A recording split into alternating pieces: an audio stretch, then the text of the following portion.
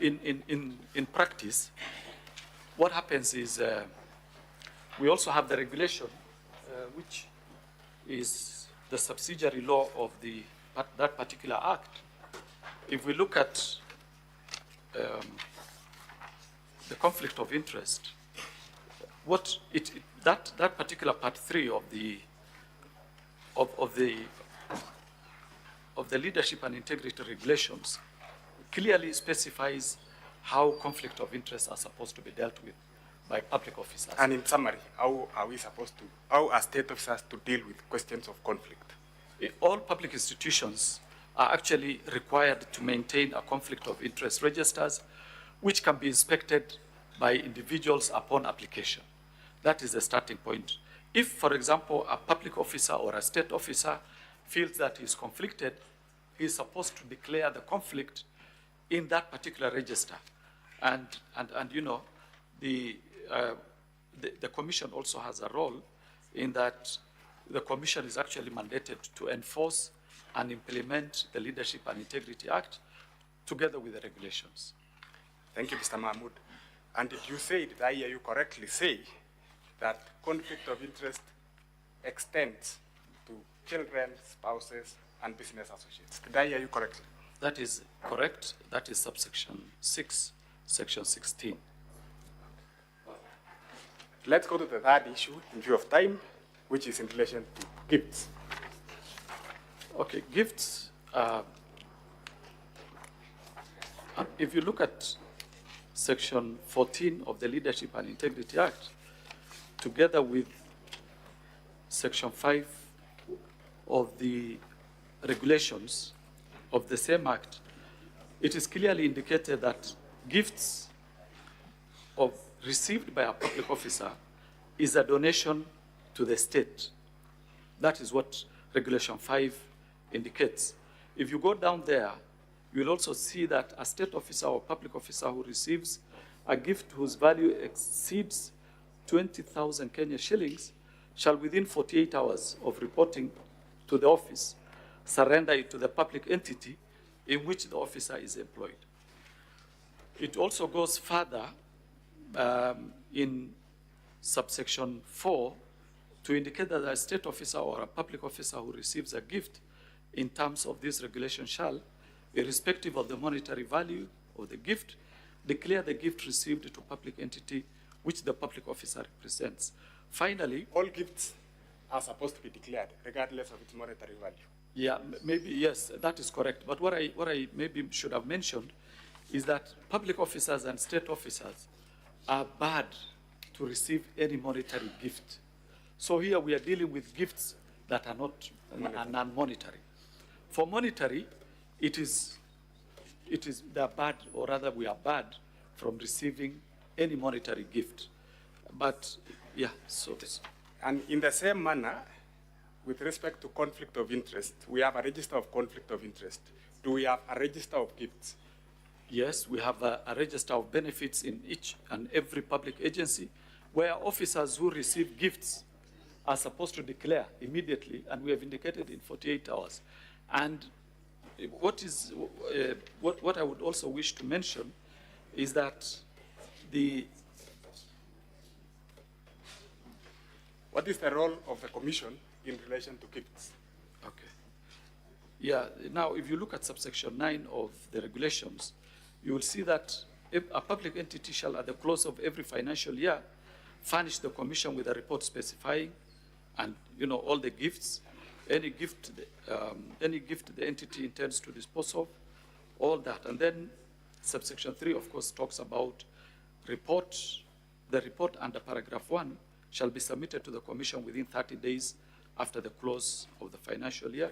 So just so that we can close on that, every financial year, the Commission is supposed to receive the registers of gifts from all state entities. That is correct. For your record. Yeah. Have you received the register of gifts from the Office of the Deputy President? Not to my knowledge. Not to your knowledge. That will be all, Mr. Speaker. Counsel for the Deputy President, you may now proceed to cross-examine the witness. Thank you very kindly, Mr. Speaker, sir. I'll be very brief with you. You did receive the summons this morning, yes? I received the summons yesterday afternoon. And you had come and testify in respect to what aspect in the motion of impeachment? There were 3 items Yeah. which I listed. Kindly grab your notice of impeachment, the motion. The motion. Yeah, the motion of impeachment at volume 1 of the National Assembly. If you insist. And as you do so, kindly again repeat or state the thematic areas you are supposed to testify in respect to. So let me start off by looking at the summons which I received yesterday. So the first one, the investigation of the Ethics and Anti-Corruption Commission of tender. The number is given there. Thank you. Now let's go to that particular tender. What is the grievance in the notice of motion with respect to that tender? What is the mover of the motion aggrieved with Which with page? respect to the tender you are testifying? Which page? You can. What is the mover of the motion aggrieved with in respect to this tender of KEMSA? It's a simple question. You don't need to refer. But I need to refer to the document, isn't it? So that I see, can read the exact. It's okay. You can be led by your Counsel. counsel. Yeah. You know the motion better than the witness who's been brought to prison on a particular aspect. If you can just take him there so that Let's go to we save on time.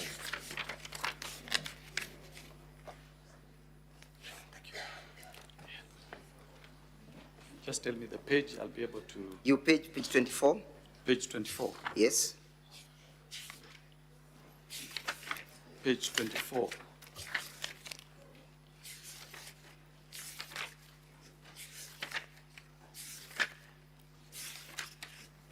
You reckon that the mover is aggrieved by indicating that the deputy president bullied him and exerted unnecessary pressure in respect to this tender, correct?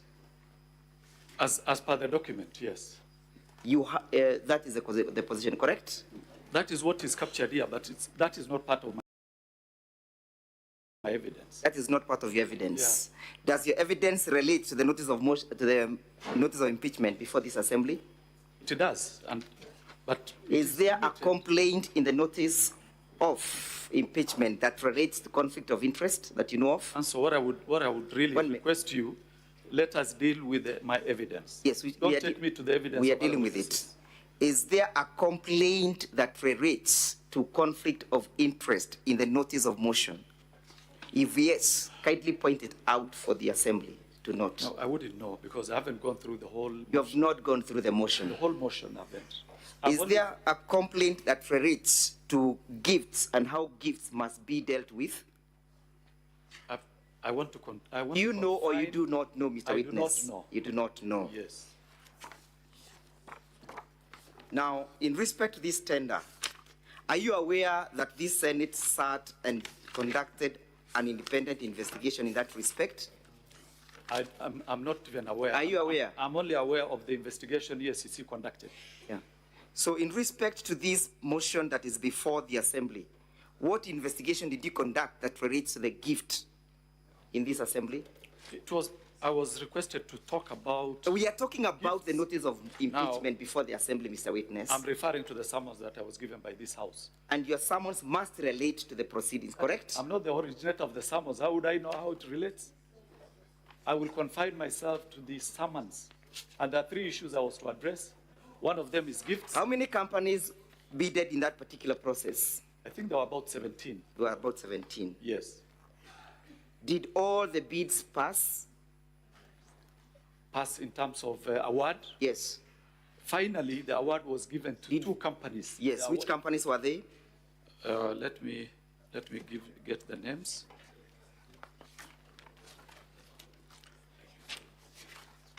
Yeah, the 2 companies that eventually won after the Global Fund conducted their own tender. Yes. One is called Tianjin Yerkol International Trading Company Mr. Limited. Witness, yes. The other one is A to Z. Do you know what led to the cancellation of the tender? I know. Yes, what led to the cancellation of the tender? There was direct favorism to Shobika. It was direct favorism to Shobika. And you know. Please get hold of the volume 3 of the documents by the Deputy President. Sorry? You get hold of volume 3. Council, you may assist me. Volume 3 of our bundle of documents. And as soon as you get it, you go to page 221.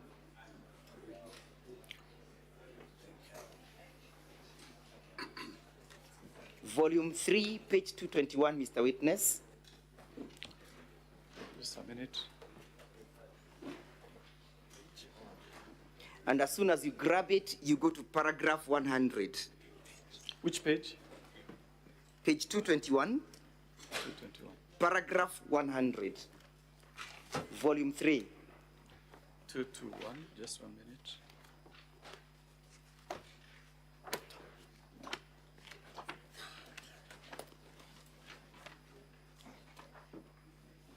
Let me assist you with my bundle because we want to save time.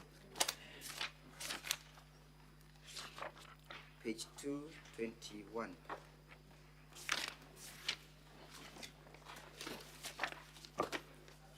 Which Look paragraph? at paragraph 100. Paragraph 100. Yes, I'm there. Yes, paragraph 100. I'm there.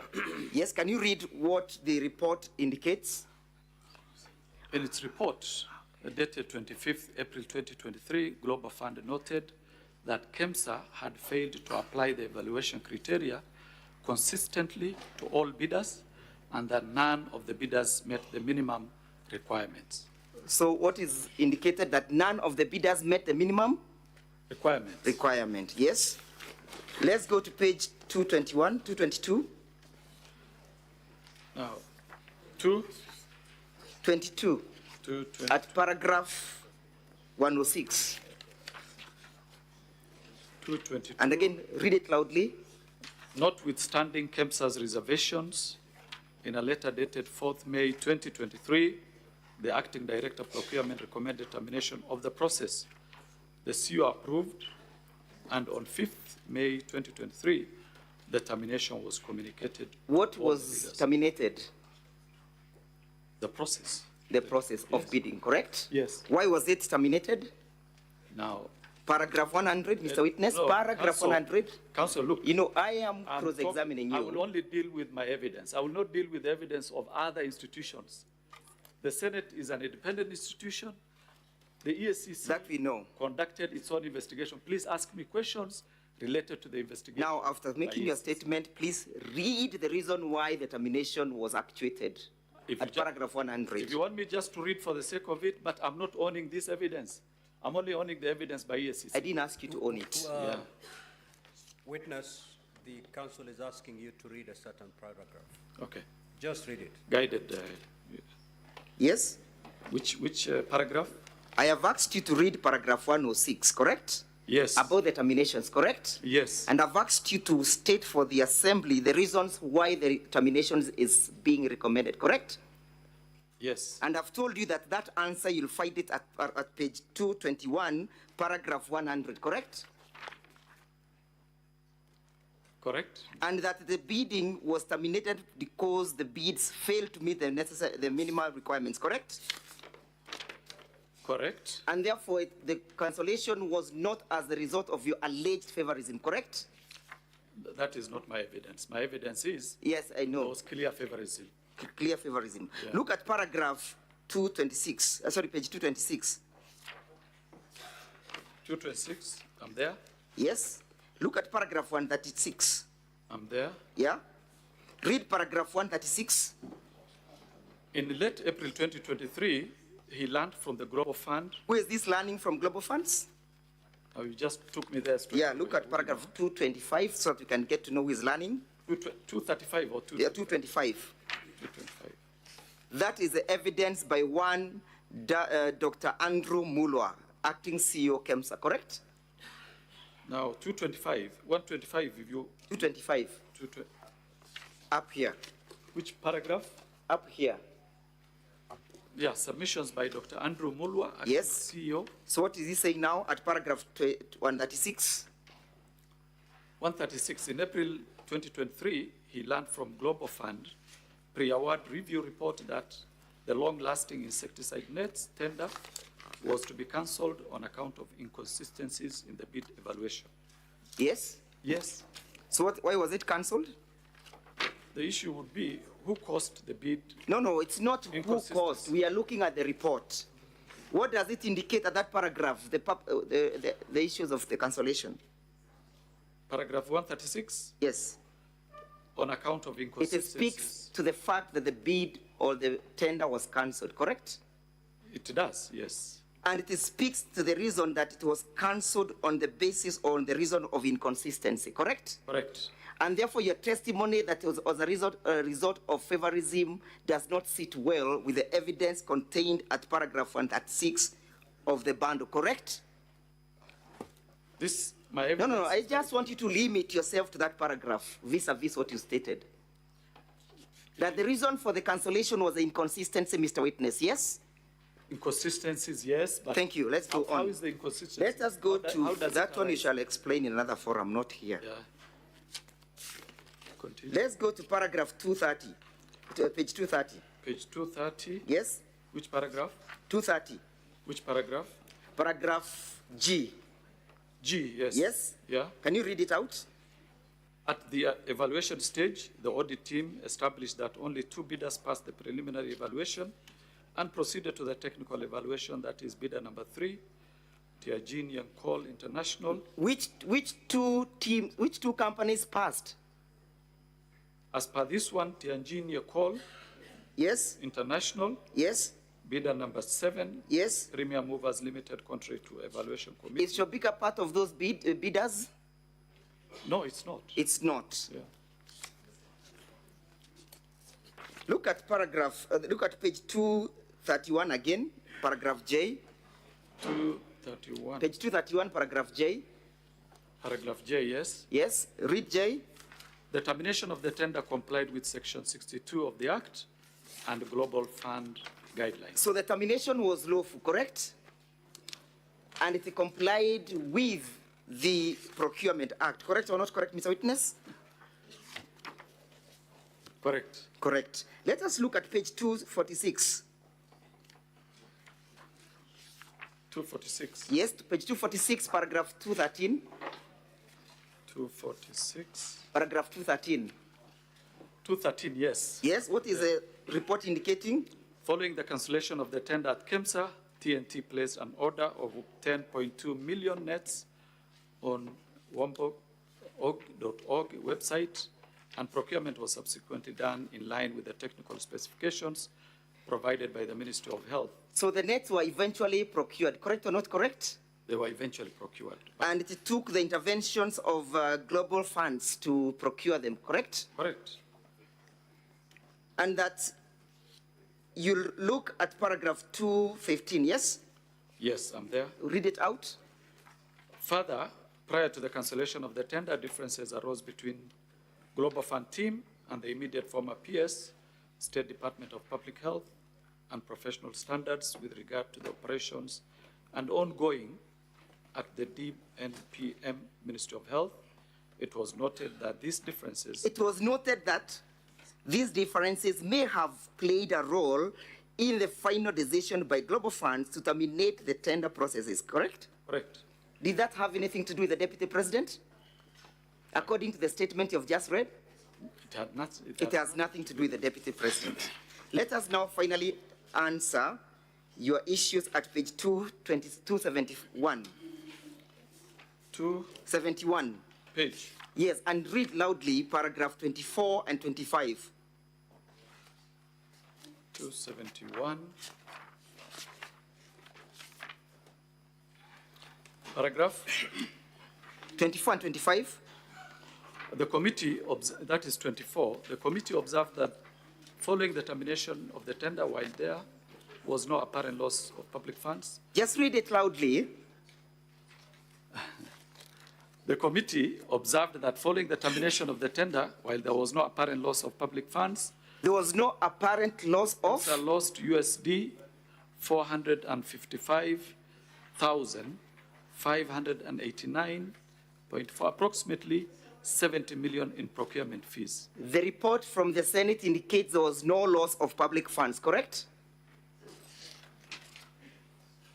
Let me read this paragraph again so that we are Yes, together. proceed. The committee observed that following the termination of the tender, while there was no apparent loss of public funds, Just put a full lost- stop there, pause. What has the committee observed? You don't want me to finish the Yes, sentence? I'll lead you to that other part. Okay. What has the committee observed? No public funds lost. No public funds lost. In your investigations, separate investigations that you conducted, did you arrive at the same conclusion? Did you or did you not? There was no public funds lost. There was because no the public tender was funds lost. terminated. Thank you. Yeah. So let us look at paragraph 25. 25 years. Yes, read it out. The committee observed that the cancellation of the tender appeared to have been influenced by Global Fund's apparent effort to exert significant control over the procurement process from the beginning to the end. Thank you.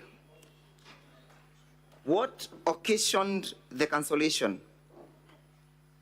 The cancellation of the tender appeared to have been influenced by the Global Fund's apparent effort to exert significant control over the procurement process. Is there any evidence indicating that the deputy president was involved in that process? No, Was his companies involved? no, Was his family involved? no. Any evidence that you have before this assembly to that respect? The evidence I have No. Any evidence that any of them were involved? on this report, or my evidence? This report. On this report, no, but my evidence, yes. Let us go to the next paragraph, yeah? This concluded that Global Funds teams based in Geneva, Switzerland, making multiple trips to Nairobi, Kenya, at least 3 times during the relevant Which period, page? raising concerns about the autonomy and the ability of the local government. Just read it out. That is paragraph 25. Yes, the same paragraph. Okay. The committee observed that cancellation of the tender appeared to have been influenced by Global Fund's apparent effort to exert significant control over the procurement process from the beginning to the end. This included Global Fund team based in Geneva, Switzerland, making multiple trips to Nairobi, Kenya, at least 3 times during the relevant period, raising concerns about the autonomy and the ability of the local government agencies. The autonomy of the organization, correct? of Let the us local- look at paragraph 222 again. Sorry, page 222. Page 222, Mr. Witness. 222. And while you get there, you look at paragraph 105, 107. Page 222. Paragraph 107. Would you kindly read it out? 107. It is further her testimony that, I don't know whose testimony this is. Yeah. That is a testimony of the submissions of Terry Ramathani, immediate CEO. Okay. Yes, you find that at page 219. Yeah, but now I'm interested in paragraph 105, 107.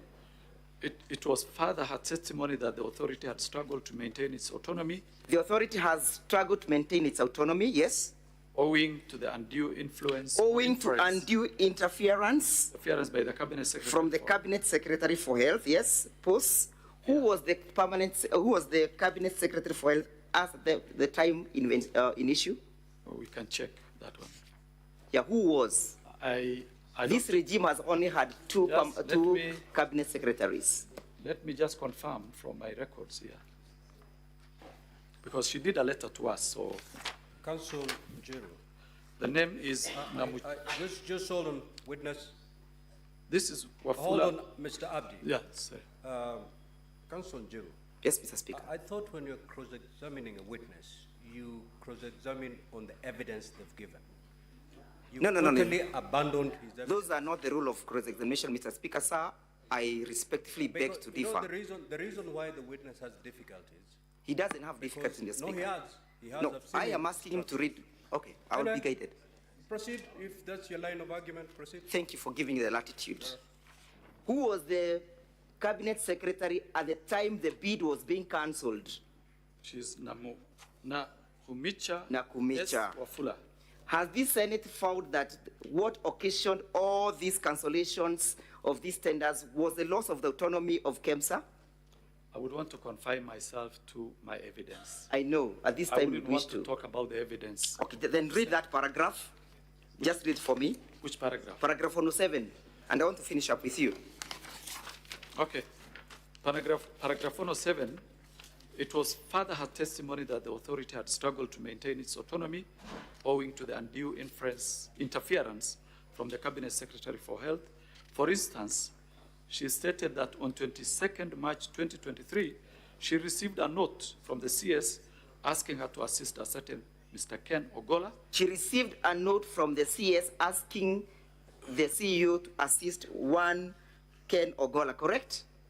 As per this statement, yes.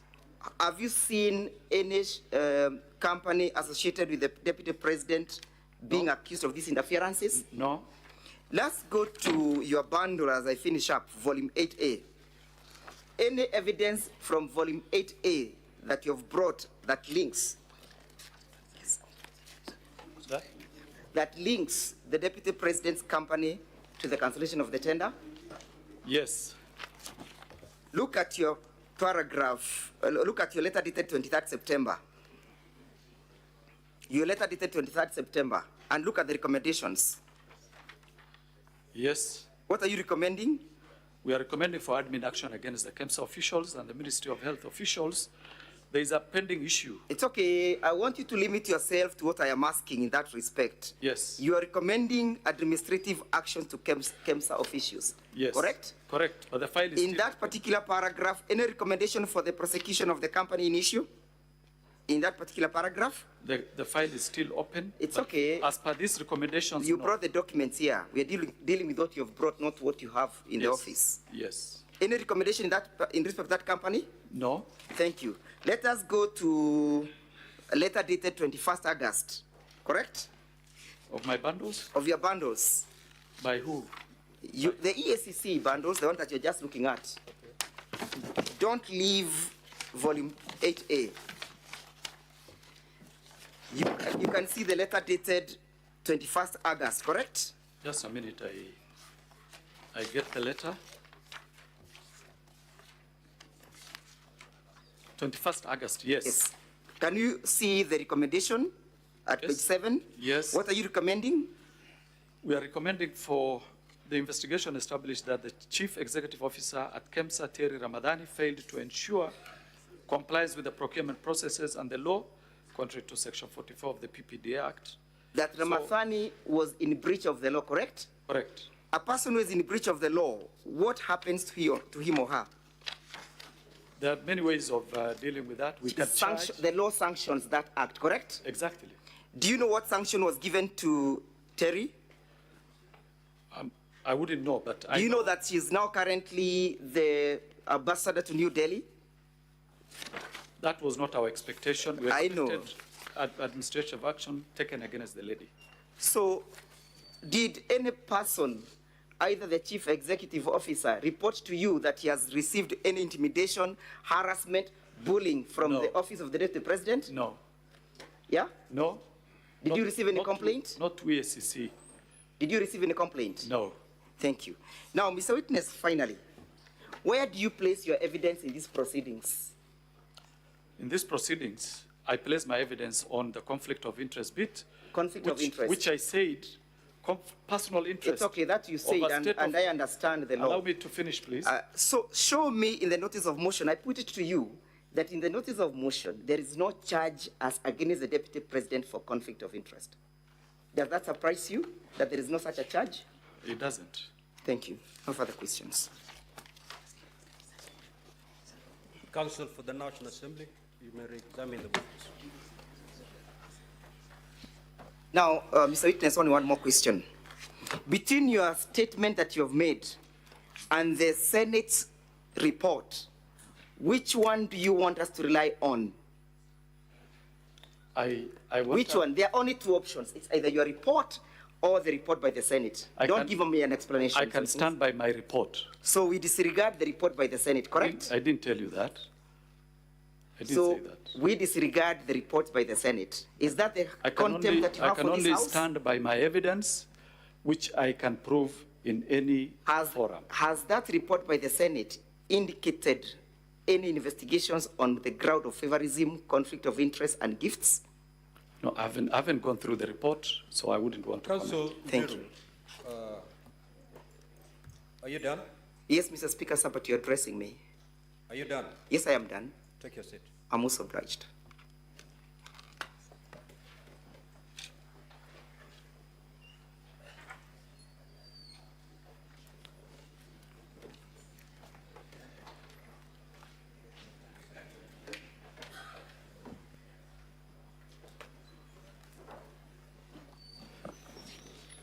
Mr. Speaker, I believe I had around 4 minutes, 5 minutes.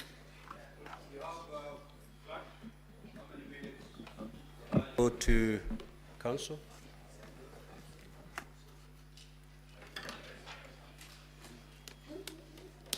Now, I'm afraid, Council, your time is up. However, you have 2 hours to cross-examine the Deputy President. That's where you can borrow from. Mr. Speaker, I wish to borrow 10 minutes in respect of this witness. Laura, proceed.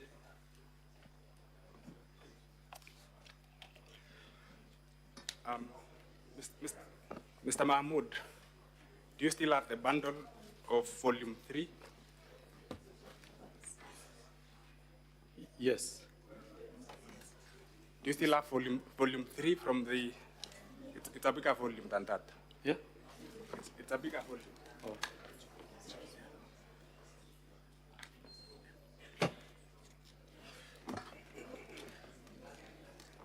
Let me take you to page 236 of that report.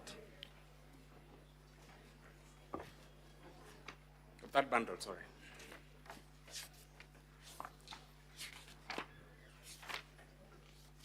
$236. 236. Yes, I'm there. You're there. Yes. Go to paragraph 188 and inform the Yes, Senate I'm there.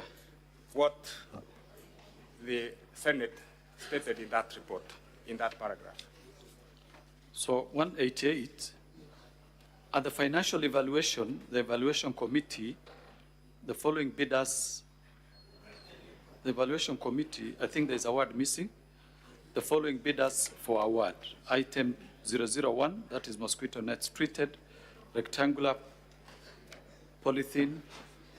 Number 1 is Shobika Impex Private Limited. Piece. So bidder number 2, Shobika Impex Private Limited, was recommended for award at a price of USD 9 million. Correct. So there was indeed a recommendation by the evaluation committee for an award to Shobika Impex. Correct. And it is contained in the report of the Senate. Correct. Confirm also that what you've been taken through by my learned friend are the various testimonies of the witnesses who appeared before the Senate. And those testimonies ran from page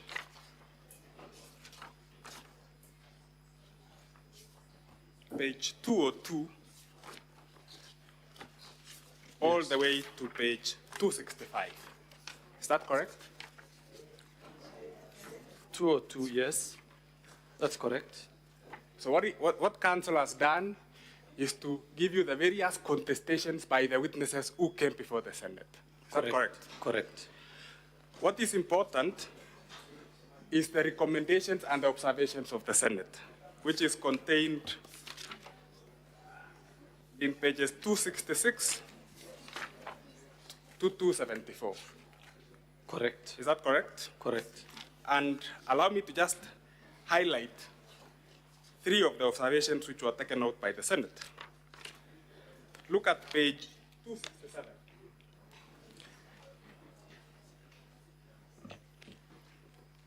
267. Page 267, under the rubric Yes. Which in paragraph? regards to the tender specifications. Which paragraph?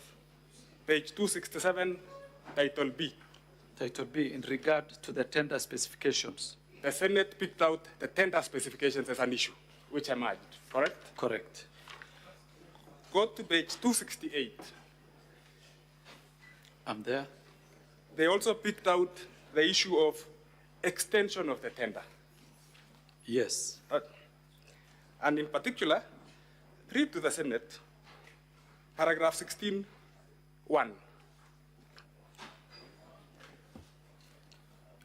Paragraph 16(1). One.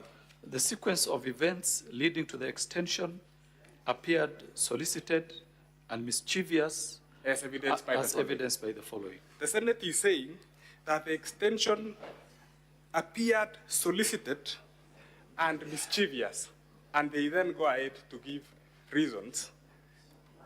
Yes. 6 reasons, actually. Sure. Hyphenated.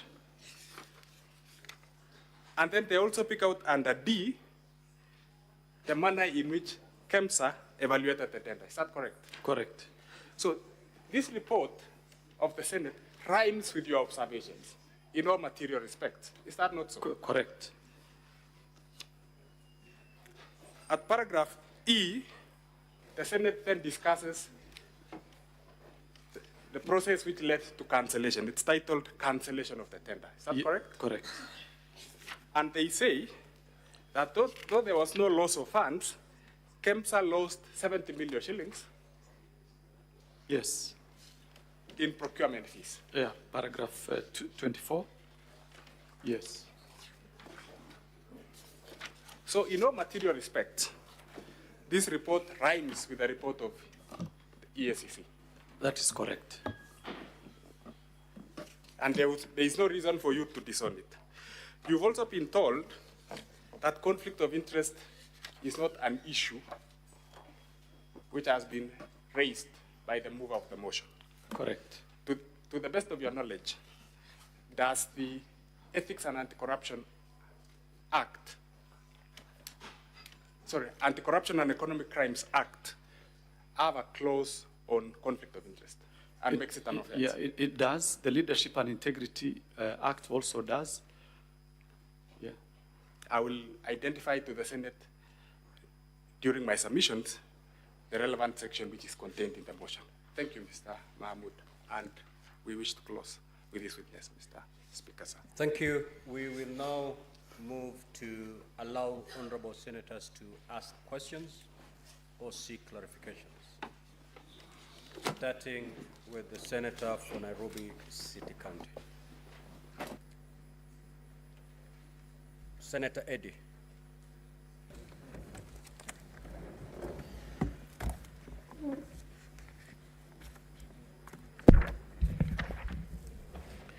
Mr. Speaker, I've got 2 quick clarification questions, one from the witness and then one from the counsel who cross-examined the witness. Mr. Abdi, you have indicated to this Senate that eventually of all the 17 companies that did bid for this tender, all of them eventually got all their bid bonds and documents back. However, the witness that appeared before us, called Mr. Mulwa, indicated that on the 11th of July 2023, he received a phone call from the Deputy President to be able to come and collect the bid bond for Shobika, specifically from ESCC. I want to know, when did the other 16 companies get their bid bonds from ESCC? Did they get it at the same date that the former witness indicated that he waited for 5 hours from ESCC, or did they get them from ESCC at a variable date? Then lastly, Mr. Speaker, the counsel for the Deputy President has heavily relied on the Senate report. And if you look at page 218 all the way to page 230, it is submissions to Senate by different individuals. Counsel, do submissions itemized by individuals who appeared before Senate, in your best understanding, amount to Senate's finding and resolutions in your best understanding? And what do you make of page 275 of Senate recommendations and not findings? Because you did indicate to this House that those were Senate findings. Are they findings or are they submissions of individuals to the Senate of Kenya? Thank you, Mr. Speaker.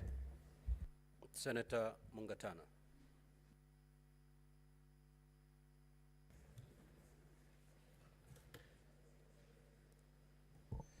Asante sana Bwana Spika. Swali langu kwa mshahidi. Umeelezea bunge la Senate ya kwamba wafanyikazi wa serikali hawakubaliwi kuchukua pesa kama zawadi. Lakini wafanyikazi wa serikali wanakubaliwa kuchukua zawadi aina ingine. Na tena ukasema katika EACC kuna orodha ambayo mnaorodhesha kila kitu ambacho kinachukuliwa na mfanyikazi yoyote wa serikali. Tunajua kwamba makamu wa rais amekuwa mbele ya Kenya nzima akasema amepata ng'ombe kutoka kwa marafiki zake wa bonde la Ufa kama zawadi. Mimi nataka kukuuliza na uelezee hii bunge yetu ya Senate. Je, uko na orodha ya yote ya hizo ng'ombe za maziwa ambazo zilipatikana, ambazo anasema aliziorodhesha? Hiyo ndio swali yangu kwako. Asante. Senator Jesang Alan.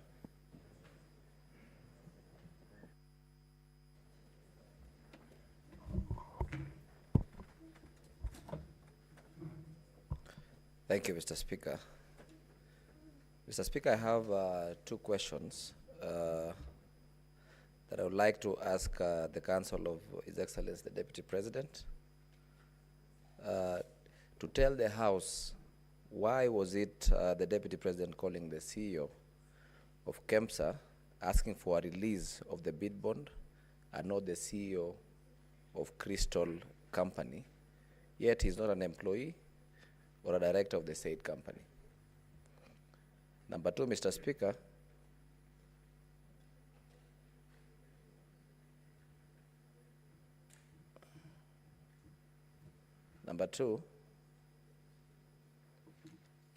I equally want to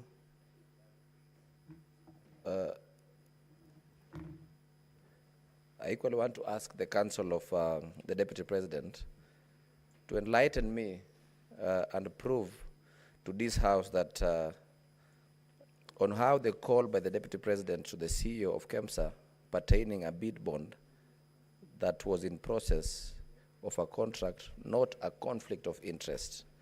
And lastly, Mr. Speaker, I'd also like to ask the Council if the Deputy President knows that he's not a regional leader, but a national leader. Thank you, Mr. Speaker. Senator Fatuma Dulo.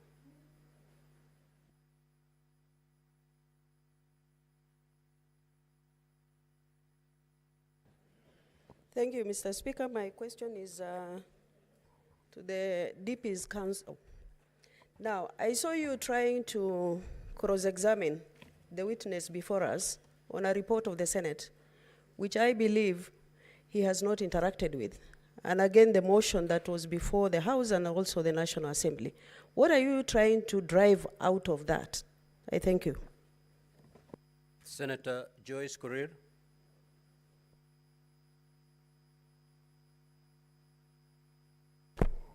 Yeah, thank you very much, Honorable Speaker. My question is, I wanted to know what informed the extension of time, the change of dates from the extension of time from during the procurement process. Thank you. Senator Karungo.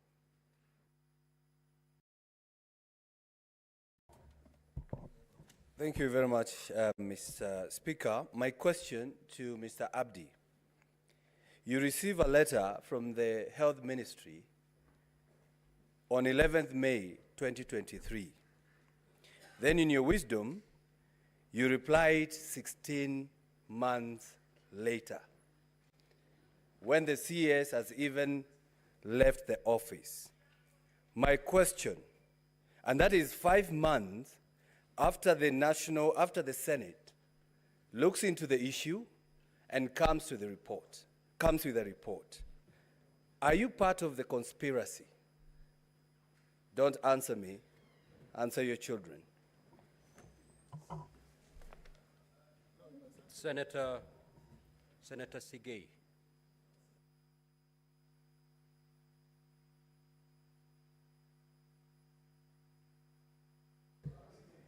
Honorable Speaker, the question I intended to ask has already been asked by my colleague, Senator Mogatana, so I do not need to waste the time.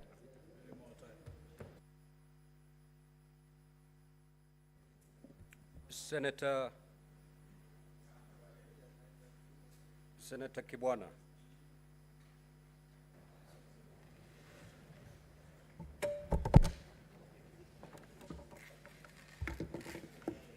And honorable senators, you know, when you're given an opportunity to seek clarification or ask a question, it is not a moment to get a TikTok clip. Please, this is a very serious matter. Proceed. Let us not embarrass this House. Proceed, Senator Hamida. Thank you, Mr. Speaker. Mr. Speaker, to Mr. Abdi, I just wanted a clarification whether EACC, when EACC conducts their investigation, are they guided by other investigations? Because through the cross-examination, I think it was vis-a-vis the parliament investigation. So I think these are two different investigations. So I wanted that clarification, whether you are guided by Parliament, because the Parliament are not experts. That's why we always bring in or loop in EACC to assist us with the investigation. Number two, would you call it a bribe if a gift is not declared, you know, or gifts in a public office? Would you call it a bribe? Just the last one to the council.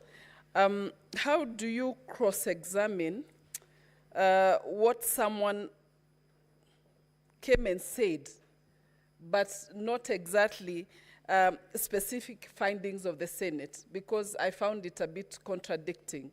Because the resolutions of the Senate is based on committees' observation and recommendations, but not investigations. Thank you. Senator Kathuri.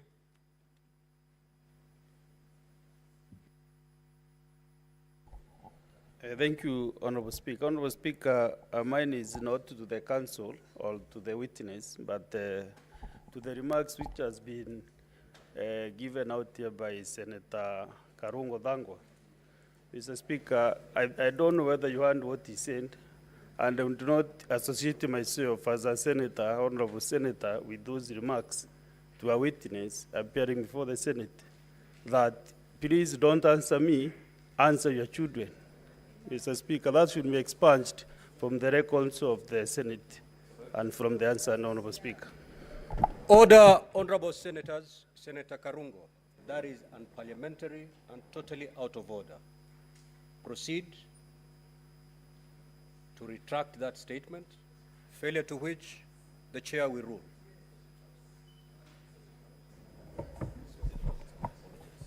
Mr. Speaker, as I withdraw, this session is viewed by everybody.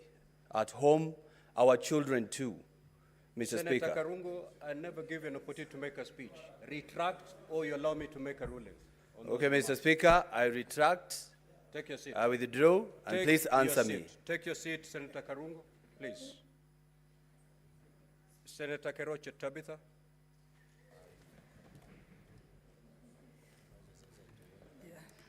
Thank you. Thank you, Mr. Speaker, sir, for giving me this opportunity. And as a mother, I think I've also felt I'm hurt with Senator Karongo. But because it has been ruled, thank you. We should never, ever. I know we had a meeting, closed our meeting before we started this. And we all agreed we are going to behave. Thank you, thank you, thank you. Proceed to seek clarification. Mine is to the Abdi. My question is to the Abdi on whatever you're trying to do on the procurement irregularities. But my question is, are you doing to the others? Because there are a lot of complaints on the procurement departments in all the ministries. So I hope this continues to everywhere. Thank you. Senator Richard Onyonka.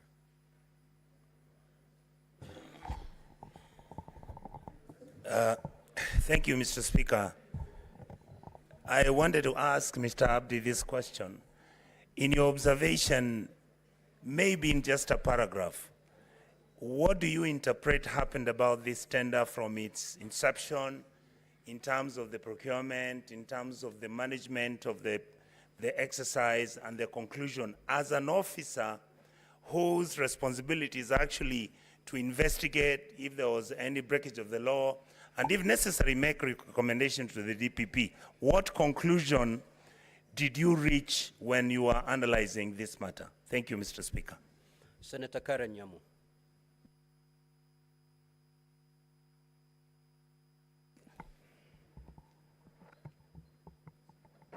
Thank you, Mr. Speaker. Dr. Mulwa, before this House, implicated the Deputy President in a scandal of the 3.7 billion KEMSAR deal. In your own investigation, can you corroborate what Dr. Mulwa has claimed before this House? Thank you.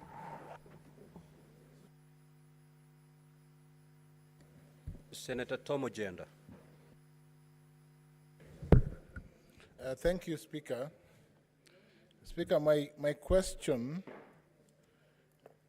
is different. I want to ask the previous, the advocate who spoke or presented the Kenya Kwanza agreement, my learned friend, to clarify a few issues. Mr. Yes, Council, can you clarify from the agreement, the Kenya Kwanza agreement, whether there are any shares for the following counties? Please note this. This is important. Kisumu County, Siaya County, Migori County, Homa Bay County, Kitui County, Mombasa County, Vihiga County, Mandera County, Marsabit County, Trans Nzoia, West Pokot, Lamu, and Nairobi County. I just want to know whether, and this is important because the legal crinkum crankum, the twists and turns in this is that you will then interpret, Council, whether the agreement violates Article 210(2)(b) of the Constitution, inclusivity, diversity, discrimination, and the obligation of the President under Article 131. Lastly, Council, please just tell us whether, in your view, the relationship between the Deputy President and the President, because you played the two clips under Kenya Kwanza, has broken down irretrievably. That will help us. Thank you. Senator Essie Okanyure.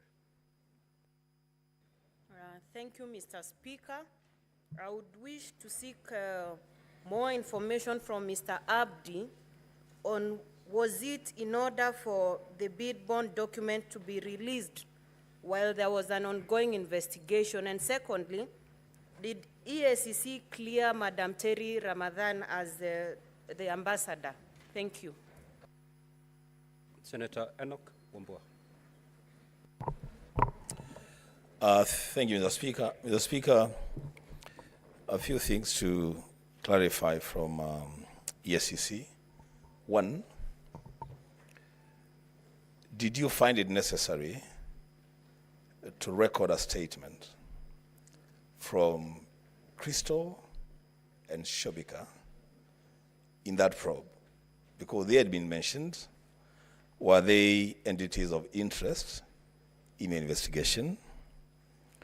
Secondly, has Shobika ever done any business with KEMSA or with Global Fund before the case on record? In your own investigations, did you find that? In your letter, I see you have recommended administrative action against the CEO, the acting director of procurement, and 2 procurement officers.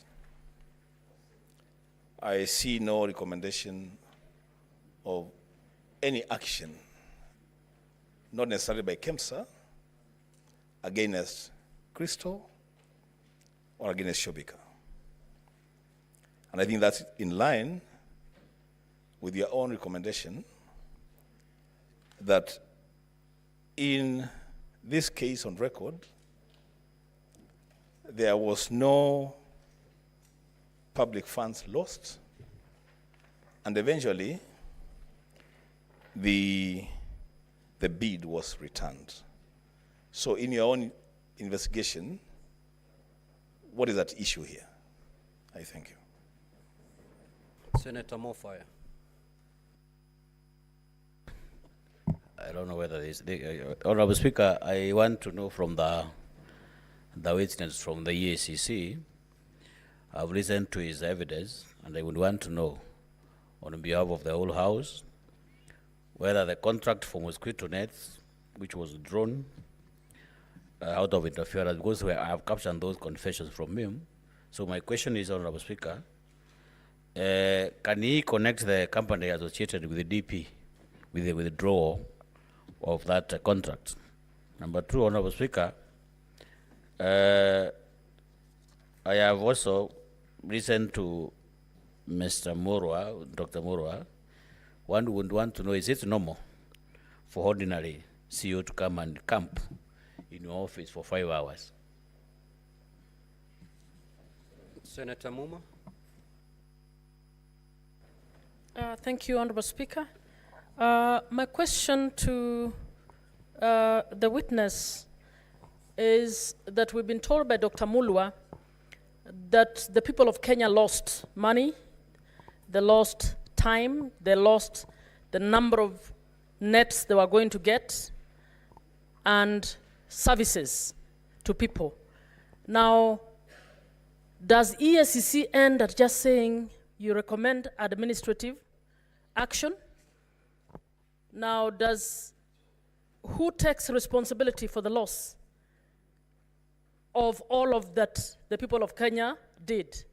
And what responsibility is taken in respect of tinkering with the procurement in order to give it to the wrong person for it to be found not to have been correct? Honorable Speaker, one more question to Council. Now that Professor Ojenda has asked, I want to take opportunity to ask Council Macharia, you referred to the Political Parties Act, Schedule 3, as the instrument with which you allege that the shareholding, in your view, that was being spoken about is contained in the coalition government of Kenya Kwanza. Can you give us the exact provisions of Schedule 3 of the Political Parties Act that says that shareholding can be done on development projects in Kenya? Senator Mugo. Senator Mugo. Thank you very much, Mr. Speaker. I have a question for the Excellency Deputy President's Counsel as to whether the Deputy President, in his own conscience, realized that this shareholding narrative is really going negative, and what did he do about it, or he just went all the way up to where things are now without he himself realizing that it is going the wrong way? Senator Jonyut. Thank you, Mr. Speaker. Very briefly, just want to ask the witness, Mr. Abdi. He has stated that as per their investigation, ESCC, that the closing date was moved for this tender, particular tender, was moved from the 23rd of February 2023 to 10th of March in order for the process to favor Shobika, or whose local agent was Christo.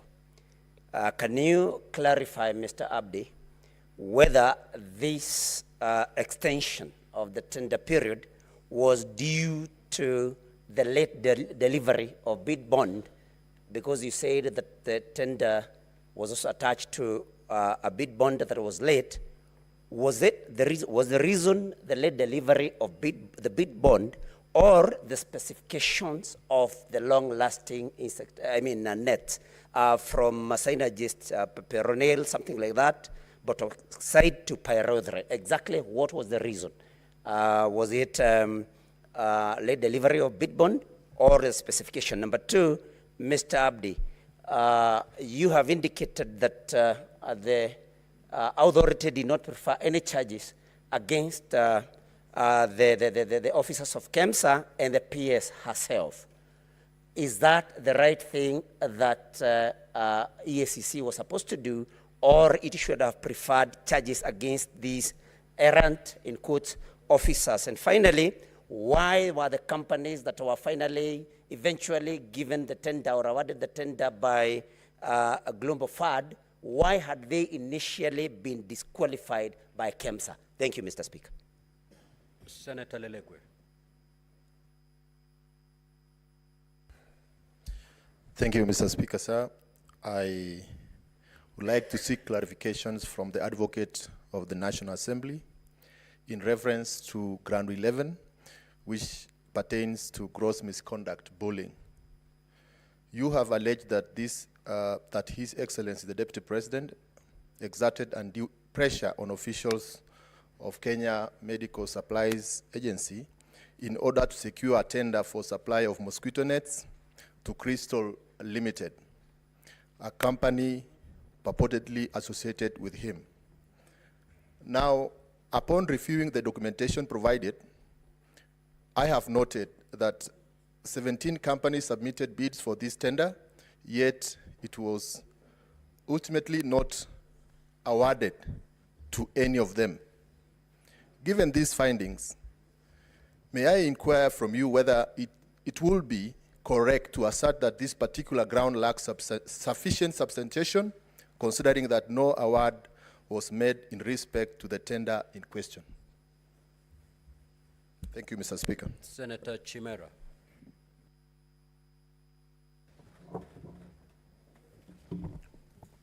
Thank you, Mr. Speaker. Three quick issues to the witness. I wish to refer the witness to page 17 of his own document. And I know he is a very serious investigator, Speaker, but the document on page 17, dated 16th July 2014, as tabled here, is so naked and so casual, and it's purportedly coming from the Pest Control and Products Board. There is no letterhead as to confirm the authenticity of this document, Mr. Speaker. I don't know how the witness intends to allow the Senate to authenticate this document. Secondly, Mr. Speaker, is on his allegation on the conflict of interest on the part of the DP insofar as this tender is concerned. Is it your contention that the mere fact Crystal Kenya Limited is the local agent of one of the bidders in this tender, then that will suffice to be conflict of interest enough on the part of the DP, because the owner of that company assigns to the DP? And lastly, Mr. Speaker, the witness has been cross-examined by my learned colleague, counsel for the DP, largely on contents of the Senate Standing Committee on Health report, as opposed to his own documents. Is it Do you want it to go on record that you want to rely on that report as your evidence in chief, or should the Senate rely on your documents as tabled under volume 8A of your own documents? Thank you, Mr. Speaker. Senator Shakil Abdallah. Thank you, Mr. Speaker.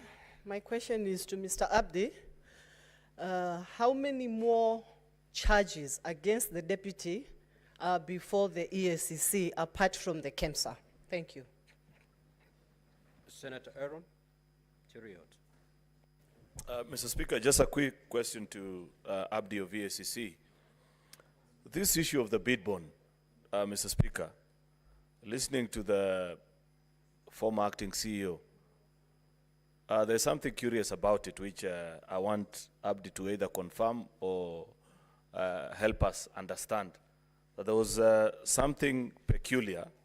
You know, Mr. Speaker, when you hear about pagination, if you know anything about tenders, you know for a fact that if there's an issue on pagination, either it is not just an issue of forgetting to page or number the pages, Mr. Speaker, but that document may either have been added later on after the tendering process was concluded, or, Mr. Speaker, it was defective.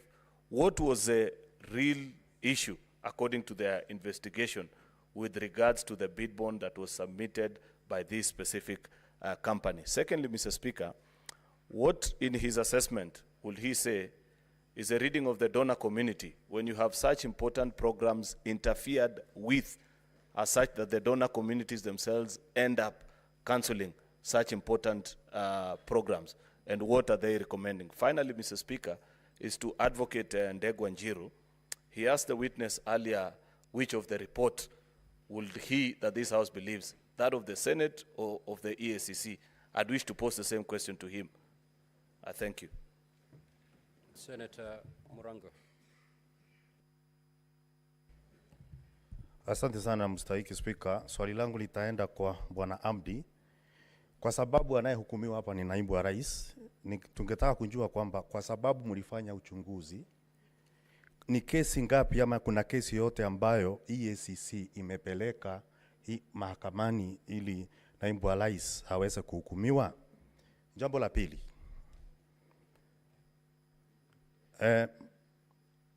wakati kulikuwa naibu wa rais alikuwa anachunguzwa katika bunge la kitaifa, kuna ushahidi wote ambao wewe uliwasilisha katika bunge la kitaifa? Na kama hukuwasilisha, kwa nini umeamua kuwasilisha tu nyumba la seneti na sio bunge la kitaifa? Na ya mwisho, katika zabuni ambayo ilikuwa ni ya viandarua vya mbu ambayo naibu wa rais anasemekana alihusika nayo, tungetaka tujue ya kwamba kwa sababu ile zabuni ilikuwa imeghairiwa na KEMSA, na kwa hivyo dhamana ya zabuni ambayo ni bid bond kwa kimombo ilikuwa inafaa kurudishwa, tungetaka tujue kama hiyo dhamana ya zabuni ilirudishwa ama iliitishwa, ingekuwa inasaidia naibu wa rais na nini, ama kungekuwa na manufaa gani ya kurudisha dhamana ya zabuni kama ulivyorudisha zingine 17? Hiyo ndio ningetaka kujua. Asante sana Mr. Speaker. Senator Mogene.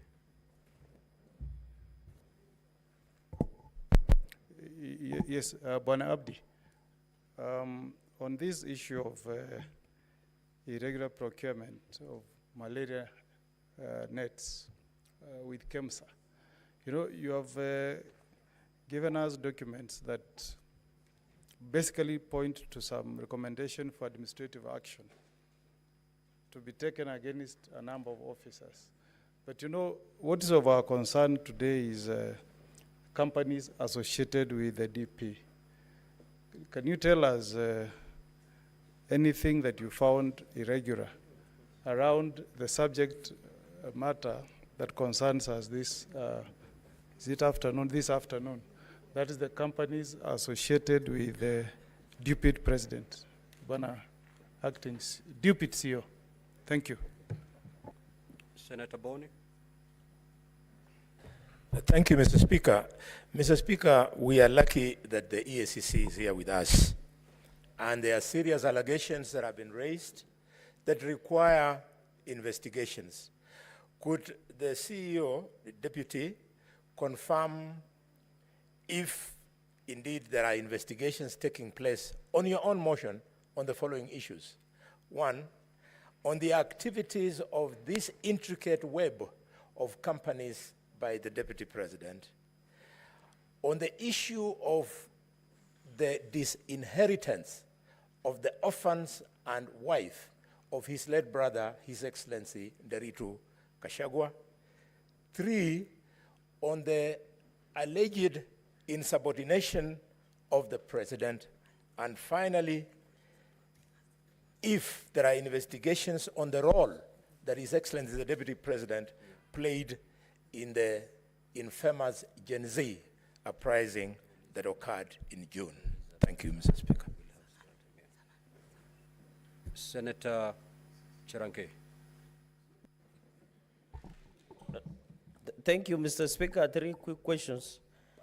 Like an eye of a military marksman. 1, I need clarification on Section 14 on cultural gifts. Especially some of us, when in our community, when we respect you, we give you cows. Does it qualify within the meaning of Section 14? Number 2, I've seen administration action against KEMSA officials and ministry officials and KEMSA. Since you recommended administrative action, have you gotten feedback from KEMSA? And number 2, did you recommend any action against companies? And finally, are there any active investigations by EACC against the person of Rigathi Gachagua or against the Deputy President of the Republic of Kenya? I thank you, Mr. Speaker.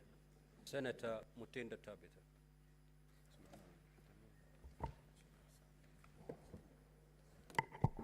Thank you, Mr. Speaker. Mine is to the Council for the National Assembly. You have presented before this House 2 witnesses, Mr. Abdi and the previous one, Dr. Mulwa. Dr. Mulwa before this House stated that there was no loss in regards to this procurement process. Mr. Abdi's report indicates very clearly that there was no loss of public funds. Would you tell this House, between your 2 witnesses, who is telling the truth, who is not telling us the truth? Secondly, EACC, as far as Crystal Limited is concerned, have you established any evidence that shows that the Deputy President of the Republic of Kenya benefits directly or indirectly from this particular company? And lastly, my colleague asked about the former CEO, Ramadan. You had recommended action to be taken. In your report also, you indicate that she violated Article 10. Does it end there, Mr. Abdi? Because she's now working in a different capacity. What action are you supposed to take, or do you intend to take? Do you do recommendations and not adhere to them? What's the conclusion as far as this kind of reports are concerned from your office? Mr. Speaker, I ask this because Kenyans sometimes say that the Senate does not do oversight. We do not really take action, but we recommend. And this is now the situation that we find ourselves in, that your recommendations that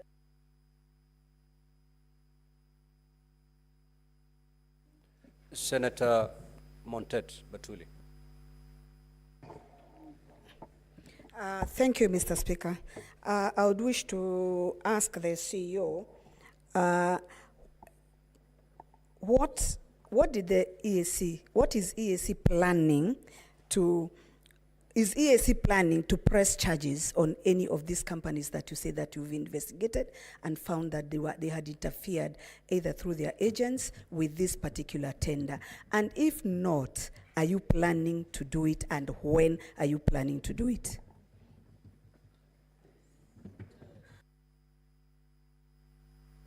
Senator Veronica. Just a quick clarification. Can you confirm or clarify whether these investigations have been closed by EACC in respect of this procurement at KEMSA, and whether there are any further persons of interest whom you have sanctioned or issued any notices of prosecution or anything of that sort beyond the letters that are attached to the affidavit?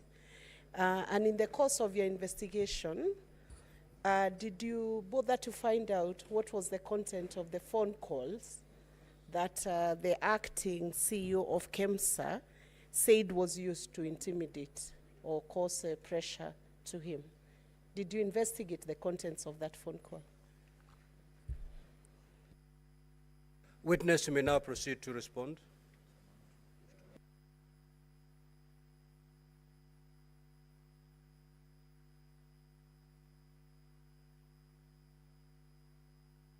Proceed, witness, to respond. Proceed to respond, witness.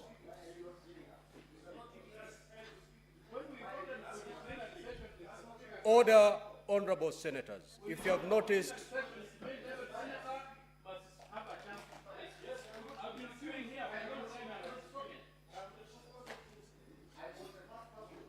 Honorable Seki, Honorable Seki, Honorable Seki, this hearing will terminate beyond midnight today. Let the witness respond to the queries that have been sought. Thereafter, we'll go for another round. Is there any problem? Honorable Seki, you're out of order. You're out of order. And I'm asking you to leave the chamber immediately. You cannot. You cannot direct the chair on what to do. Honorable Seki, unless you apologize, I'm going to throw you out of the chamber. You cannot say the chair is biased. If you've noticed, we've been going on lots. One lot, the witness answers, then I go for another lot. Honorable Seki, unless you apologize, I rule you out of order, and I'm going to throw you out. Proceed. You either apologize or I throw you out. Honorable Seki, you apologize or I throw you out. You know, you as a speaker, I have come to a desk. I have a representation of Kajiado people. I have a right to speak in this assembly. Just you should like not senator. seems to be biased. Honorable Seki, you either apologize or I'm going to rule you out of order and I'm going to throw you out. You know, I've never stood on.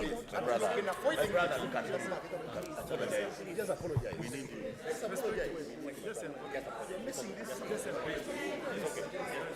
Order, honorable senators, order. Let me just apologize.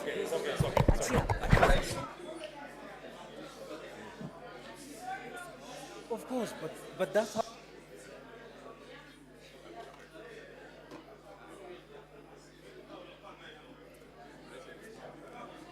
Honorable Seki, I have not heard the apology. Honorable Seki, you either proceed to apologize to the chair or you exit the chamber. Proceed. The floor is yours, Honorable Seki. I apologize. Take your seat.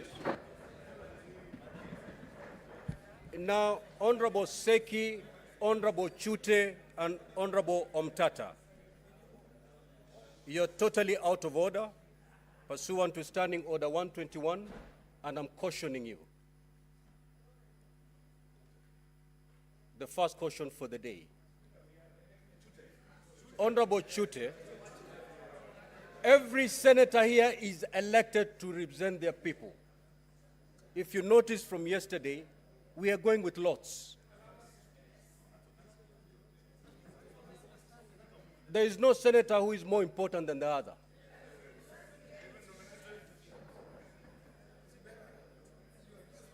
Proceed, witness. Thank you, Honorable Speaker. I may not have captured the exact names of the honorable senators, but I will deal with the questions as they were asked. So the first question was to do with when did the other companies get back their documents and the dates the companies got their documents. I'm not sure of the exact date when these documents were returned, but procedurally, we only focus mainly on the company that we are investigating either for procurement irregularities or certain issues. Like, for example, in this particular case, Shobika was the special company that we were looking at, and that was the reason why that particular one was identified, because the bid document actually had challenges, as I had indicated in my evidence in chief. Then we come to Honorable Mungatana, issues of gifts and the cows.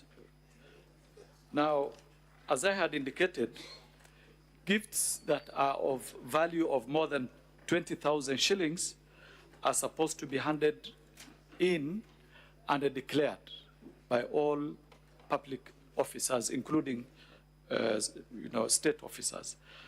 For this specific matter, we have not investigated as to the existence of the material, cows that are in this particular issue. But if indeed cows have been donated to any public officer, those donations are supposed to be donated to the state. And the officer within 48 hours is supposed to hand over that donation to the institution that employs him. So that is my take on that. Then we have the issue of extension of time for the bid bond. Now, as I had indicated previously, the closing date for this particular tender was supposed to be on 23rd February. Bid bonds are supposed to be attached, or they're supposed to be part of the bid document, the tender document. In this particular case, the bid bond was hand-delivered to the CEO in her office when the tender documents were already inserted in the respective tender boxes. So for that reason, extension had to be found in order to have that document be part of the tender document of that particular company, which is Shobika. So that led to the extension, and that was instigated by the permanent secretary, who did a letter, which is in our documents, directing the CEO of KEMSA to extend the date of closure of the tender from 23rd February to 10th March. Now, that is the issue which made the bid bond, the date of extension to be extended, the date of closure to be extended. Now, let me come to investigations by various bodies created by the Constitution. Now, investigations will either be in terms of course, each institution has its own mandate as far as the Constitution or the legislation or the statute that created it is concerned. Now, when it comes to criminal investigation, and specifically issues to do with leadership and integrity, issues to do with corruption, that responsibility lies with the Ethics and Anti-Corruption Commission. Now, other institutions, other constitutional bodies can do their own investigation, but they will if, for example, they are recommending for criminal charges, those recommendations have to be made to the respective institution that is mandated to charge people or to investigate criminal cases, like the DCI or the ESCC. So it depends on the mandate of the institution and what is the focus of that particular investigation. But for example, if it is the PPDA, the Public Procurement and Disposal Authority, they do not have powers to charge people in court, or rather to recommend to the DPP to have people charged in court. What do? They have to do a recommendation to either the DCI or to the ESCC to investigate the criminality of that particular issue. So I just want to indicate that it depends on the institution and the mandate of that institution. But when it comes to criminal investigations, there are specific institutions that are mandated to conduct criminal investigations. Issues to do with the declaration of gifts, I think that one I addressed in my earlier submission, that gifts that are more than 20,000 are declarable, and they have to be entered in the registers. And after the end of every financial year, the institution has to actually declare to the ESCC of the existence of that gift. Now, the issue of what was our finding or our conclusion when you look at the whole matter and our perception, or rather, what would be our conclusion that we reached. Now, when you look at this particular tender, first, it is an international tender that was floated as an open tender to international companies. Companies bidded, but there is a specific company that has a local agent here, which is Shobika, that did not conform to certain procurement requirements as per the tender document. Because when tenders are floated, that tender has got specific instructions or directions to the people who are bidding. If, for example, you are supposed to do, if you are supposed to do pagination, it has to be indicated there. If you have to do, for example, in ink, it has to be there. So anything that goes outside what was provided for in the tender document is actually considered as irregular. And of course, the disqualification should apply. So this one, it was a tender that was badly handled, and I wouldn't want to indicate why it was handled that way, but from the look of it, there must have been some pressure somewhere. That is my own view as an investigator, because when you see procurement officers deliberately going out of the requirements, because they know the law, there are only two conclusions that you can make. One, they were bribed. Two, there was an influence that was coming from other quarters. Mainly, those are the two reasons from our experience. So that is my conclusion. I wouldn't want to delve into the conclusion of Dr. Mulwa, because he gave evidence before this House, Honorable House, and his evidence is there. Now, the issue of Terry Ramadan and her status, I think ours was, and whether we actually received feedback. As seen in our documents, we did a letter to the, on Terry Ramadan, let me refer to the documents. We did to the chairman, the chairperson of the board of directors of KEMSA. And we gave him the reasons why we think, or it was our view, that action should be taken, disciplinary action should be taken against this particular officer. As to why she's still in the public service, I wouldn't want to go there, because our responsibility, when it comes to administrative action, we tell the institution to take the disciplinary action. Order, Senator Newton. We do not have the powers Senator to compel, take your seat. For example, the PS, sorry. Proceed, Abdi. Thank you. Mr. Abdi.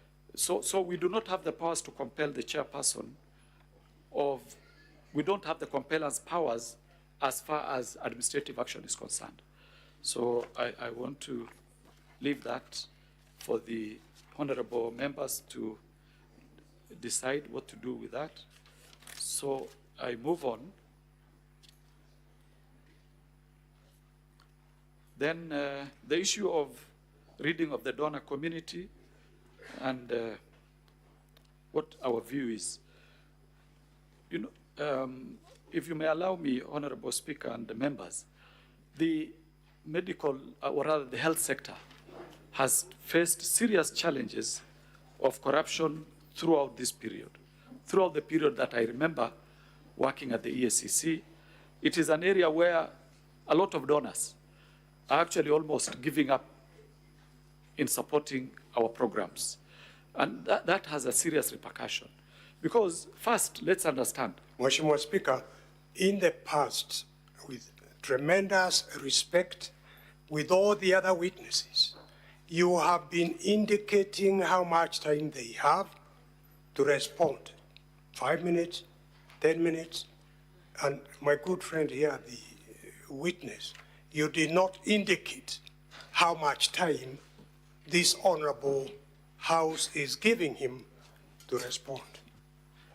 Thank you so much, Senior Counsel. That was courtesy of my good friend, Senator Seki.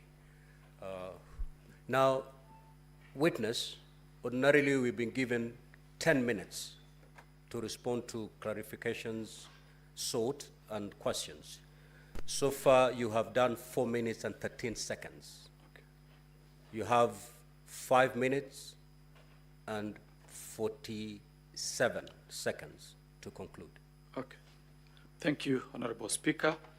So that one I've dealt with. So the issue was that was also raised is which report do we stand by? As EACC, we did an investigation and we submitted our report, the findings of the report to this committee, to this Honorable House, and that is the report we will always stand by and defend. The other issue that was raised was whether we had any case that we have investigated against the DPP and whether we have proposed charges or anything like that. That is, we have not investigated the Deputy President, His Excellency Gachagua. We have not investigated him for any criminal matter in the past. That is our position. Now, there was also the National Assembly hearing.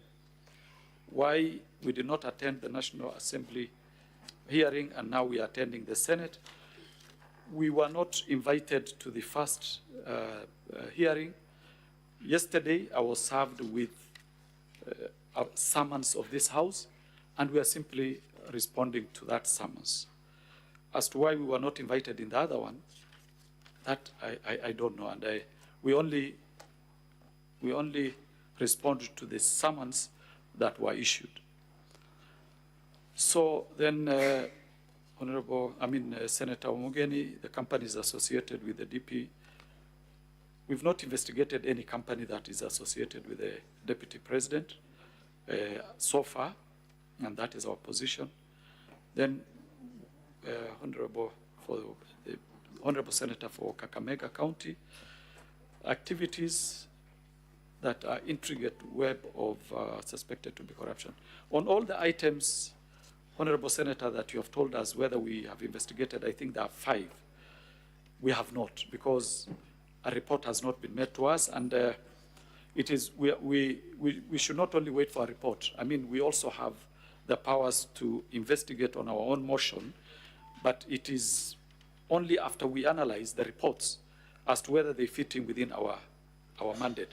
Like, for example, if you deal with issues of inheritance, unless there's a criminal aspect on the inheritance bit, inheritance usually will be handled as a civil matter.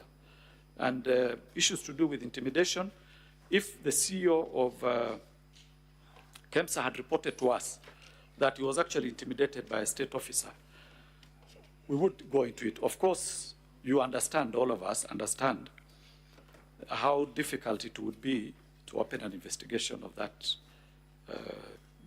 that magnitude. But no complaint has been made to us. On the Gen Z uprising, also, we have no report. We know it happened, but as to the corruption bit of it, we do not have facts. 2 minutes to go. Okay, thank you. So, gifts, I think I mentioned, I talked about it. I talked about them very clearly. Issues to do with whether we want to charge, we want to press charges against companies associated with the DP. We have not investigated. We can only recommend charges after investigation to the Director of Public Prosecution. That is our mandate. And the other one, of course, is intimidation by the CEO of KEMSA. I think I had addressed that one. Then finally is whether we want to prefer more charges or more sanctions against the persons involved, and on this matter, especially on criminal culpability. That the issue of criminal culpability is still open, and we will be inviting some people probably in the near future. But as of now, we dealt with the issues of administrative action against the individuals involved. Thank you, Honorable Speaker. If I may have not addressed one or two questions, it's Very just well. Now we move to the second round.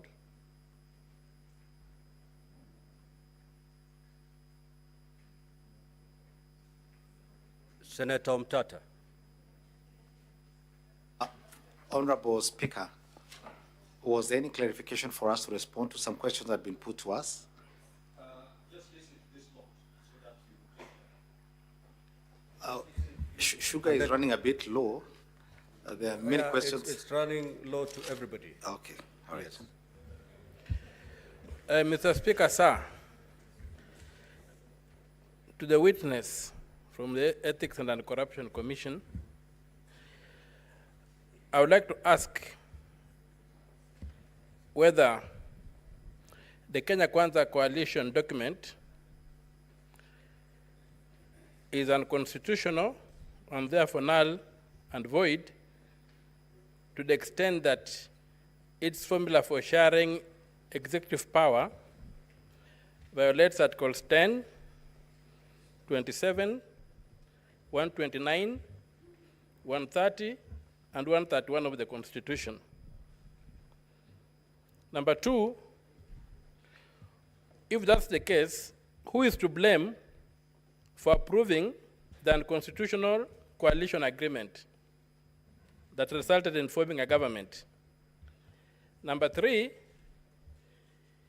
can you point this Senate to any hard evidence of criminal conduct which you have unearthed in your investigations against the Deputy President? And can you distinguish whether there's a circumstance where the Deputy President, or even me as a senator, can walk into a place and be given a gift that I don't have to declare, irrespective of the amount of the gift, because I engage officially and privately. So is there a situation whereby I can be given a gift of whatever magnitude that I don't have to declare? Thank you. Senator Chuta.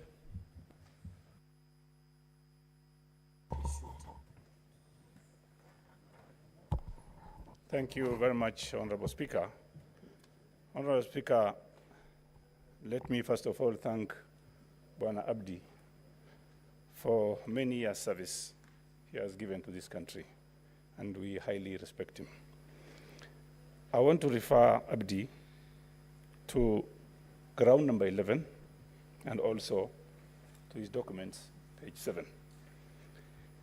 Ground number 11 says, His Excellency Rigathi Gachagua bullied Kenya Medical Supplies Agency officials into awarding a tender for supply of mosquito nets to Crystal Limited. And in your letter on page 7, the Commission, let me read, the Commission is of the opinion that the conduct of the CEO, Terry Ramadhani, amounts to violations of leadership and integrity act, particularly section 10 and 11. Mr. Abdi, today, as we speak, Terry Ramadhani is a deputy ambassador in India. And Mr. Mutuse, Honorable Mutuse, wants this house to get rid of the deputy president on the account of bullying somebody. Can you tell Kenyans, 50 million Kenyans today, as you stand there, do you want this house to impeach the president if you have already recommended some culprits to be given administrative, what do you call, action, and then you want us to impeach the president? Senator Kamau. Githuku.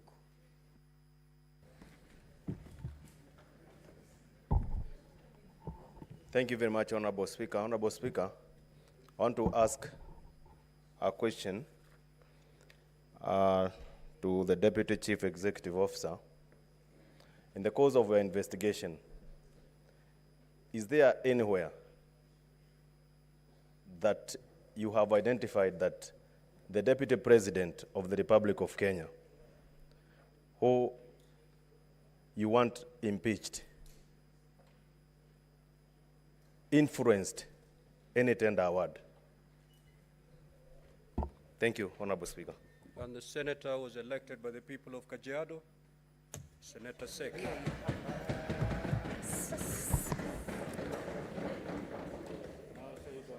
Thank you, Honorable Speaker.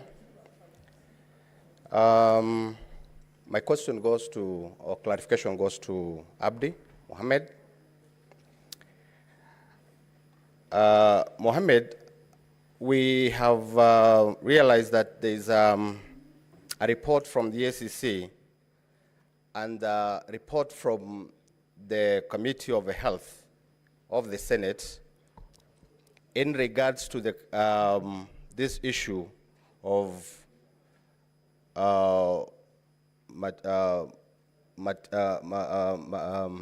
mosquito nets. I want to confirm that the contract was cancelled and the funds were not lost. I want you to demonstrate the role of this agent by the name Crystal Kenya Limited in relations to the Deputy President's office and more so regarding Gachagua. Thank you very much.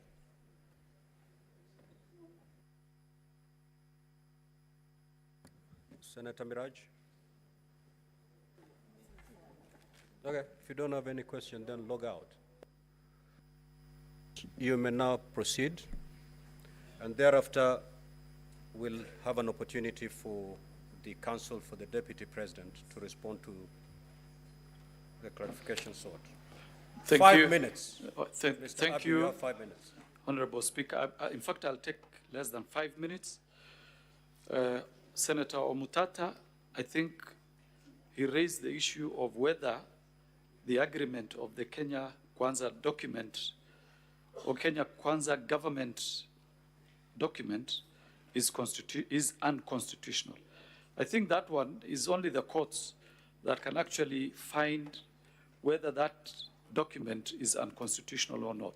It's not within my ability or powers, or rather to comment about the constitutionality or otherwise, and whether the document is null and void, and whether it contravenes certain articles of the Constitution.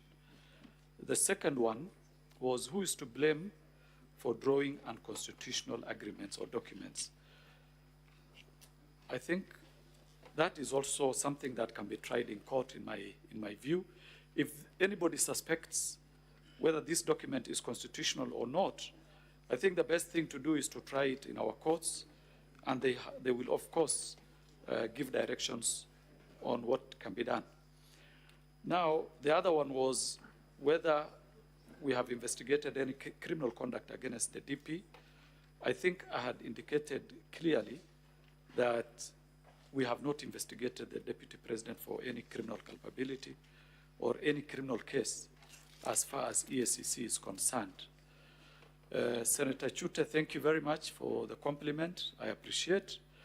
Now, the issue of bullying of KEMSA officers or staff, I think that came from the CEO himself.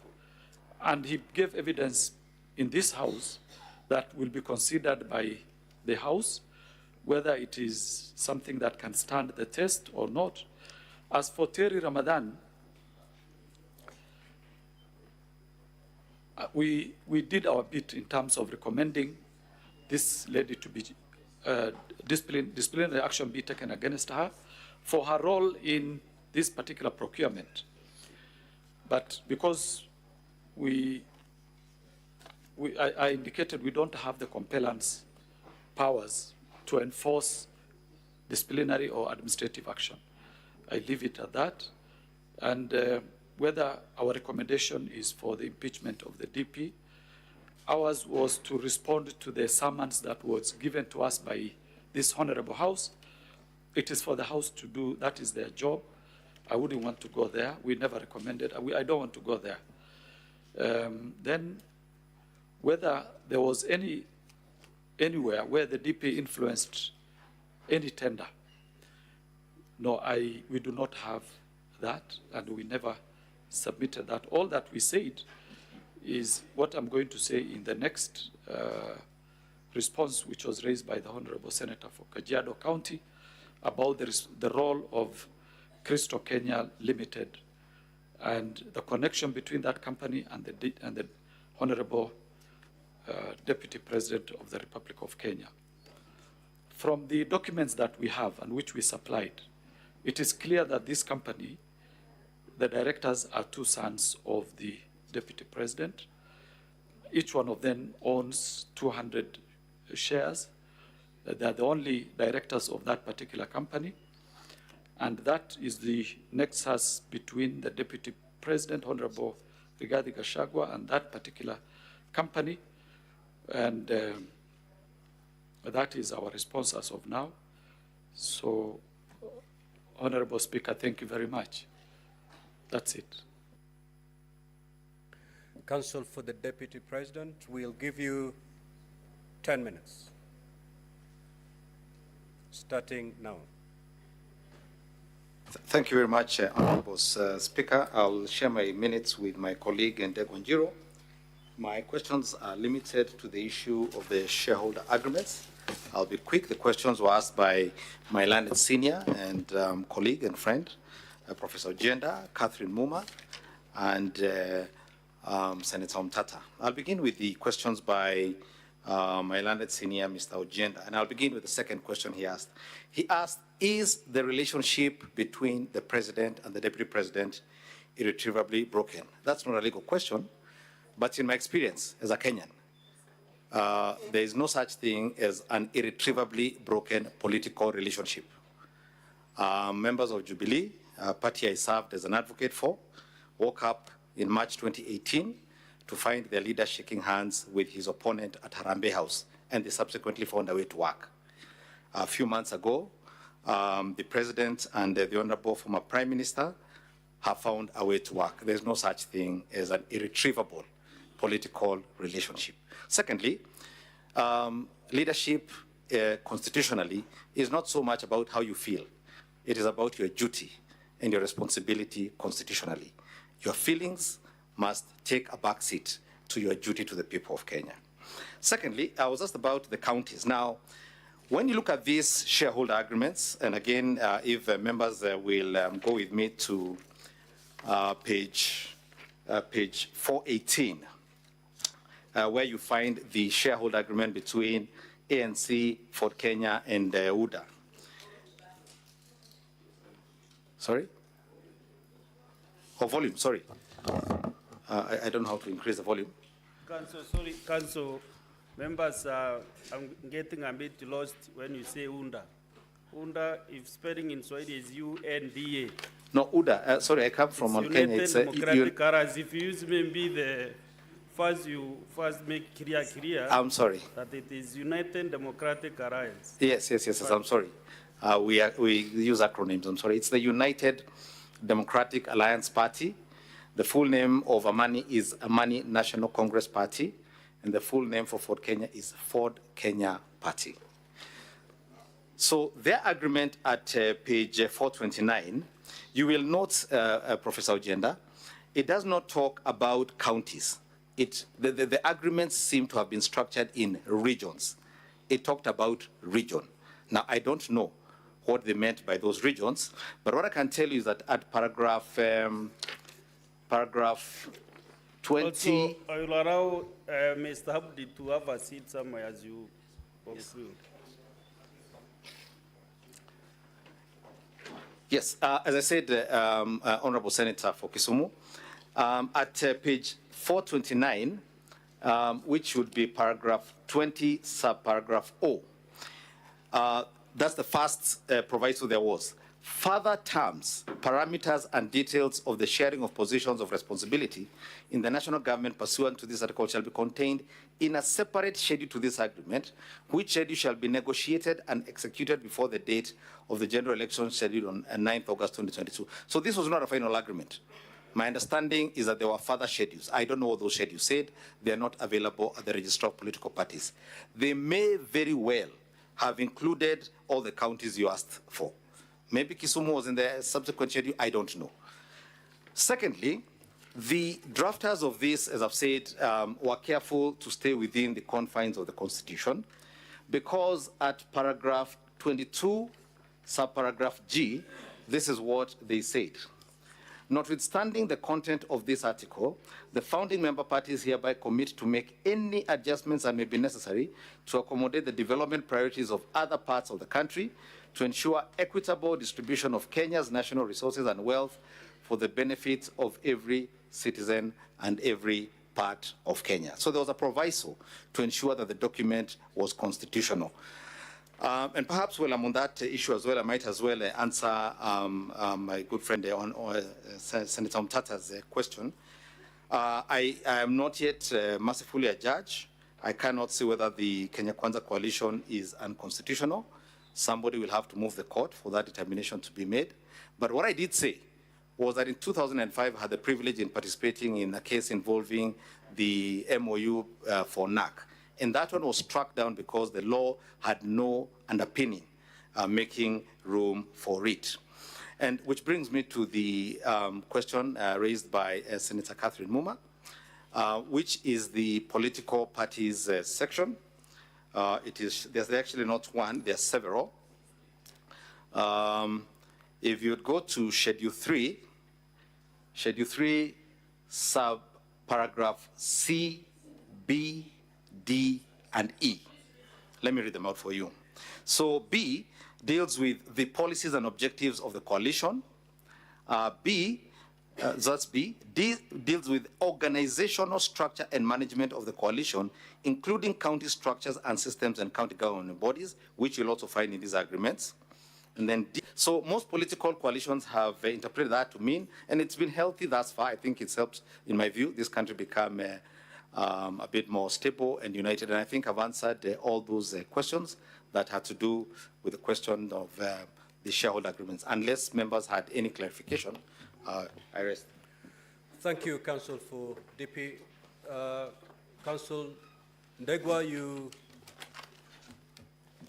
you have something to pick, or do we conclude it at that? Specific questions and clarifications.